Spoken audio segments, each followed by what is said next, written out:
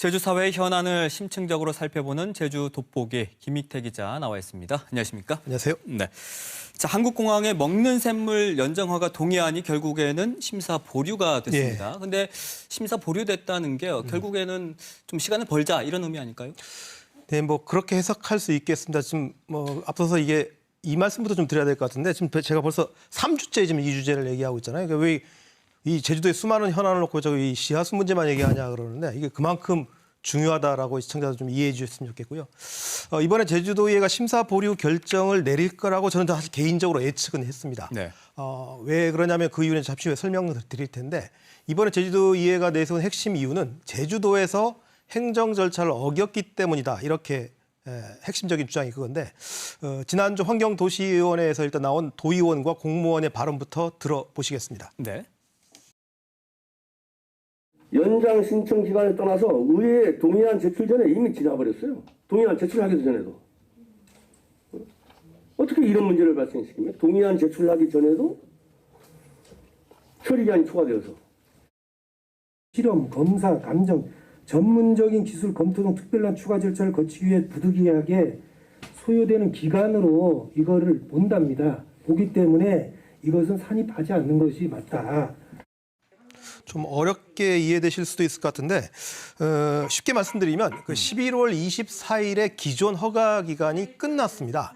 그런데 이 제주도에서 절차를 일찍 처리하지 않는 바람에 이틀 뒤인 26일에야 제주도의회가 동의안을 심사할 수 있게 됐다는 겁니다. 이 책임을 놓고 이제 공방을 벌인 건데 네. 이에 대해서 제주도는 그 전문적인 기술 검토 때문에 늦어졌다. 그러니까 이 전문적인 기술 검토 시간은 좀 양해해 줘야 되지 않느냐. 그러니까 도의회에서 그 행정 절차법 위반이다라고 하는 부분들이에 대해서 행정 절차 위반은 아니다. 뭐 이렇게 좀 해명하고 논쟁하는 그런 장면입니다. 자, 그런데 이렇게 허가 기간이 지난 뒤에 동의안이 올라오는 경우가 이번이 처음입니까? 아니면 뭐 이전에도 있었습니까?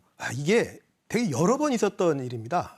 지난 28년 동안 지금 허가 기간이 지금 지속되고 있는데 수차례 있었고 그런데 이게 관행적이라고 할 수 명문 규정은 없는데 관행적인 경과 규정에 따라서 도의회가 처리해 왔습니다. 그래서 2년 전에 이 연장 허가에 동의해 주면서 제주도의회가 부대 조건을 4가지를 걸었거든요. 지금 네. 화면으로 좀 잠시 보실 텐데 이 가운데 하나가 바로 이 문제였습니다. 두 번째 나온 사전에 도의회 동의 절차를 이행할 수 있도록 행정 절차를 이행해달라라는 게 이제 허가부서와 협의를 하라. 뭐 해서 이런... 빨리 일찍 해달라 이런 거죠. 근데 이게 이번에 다시 또 이 조건을 걸었음에도 불구하고 지켜지지 않은 겁니다.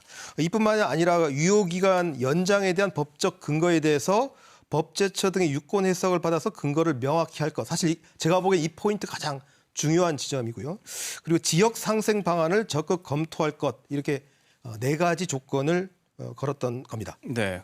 뭐 지금 언급해 주신 유효기간 연장이라든지 지역 상생 방안 뭐 이런 것들도 참 중요한 조건들인데 그렇죠. 네. 그럼 이에 대해서 도의원들은 어떤 평가를 내렸습니까? 사실 지난 금요일 있었던 도의회에서는 주로 절차 문제, 그러니까 행정절차법을 제주도가 어겼다 이 점에 대해서 주로 쟁점이 되는데 아까 말씀하셨던 그 중요한 쟁점들은 사실 비교적 덜 언급됐습니다. 하지만 역시 부정적 평가가 나왔다 이렇게 볼 수 있겠습니다. 직접 한번 들어보시겠습니다.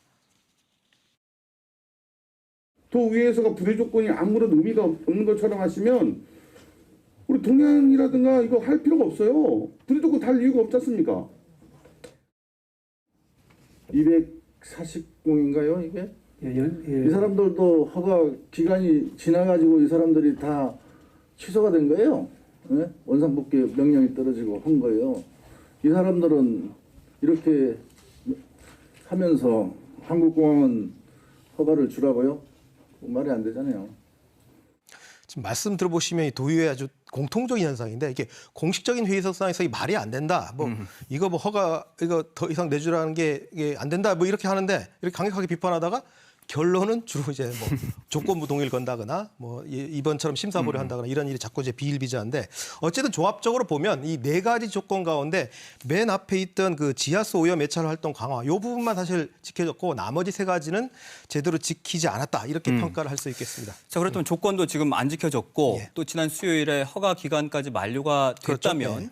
일단은 한국공항에 대해서 지하수 생산과 판매를 중단하도록 이렇게 해야 되는 것 아니겠습니까? 사실 이게 좀 새로 나온 이제 쟁점인데 상식적으로는 그렇게 해석됩니다. 근데 제주도가 한국공항의 지하수 이용을 좀 막지 못하고 있는 상태입니다.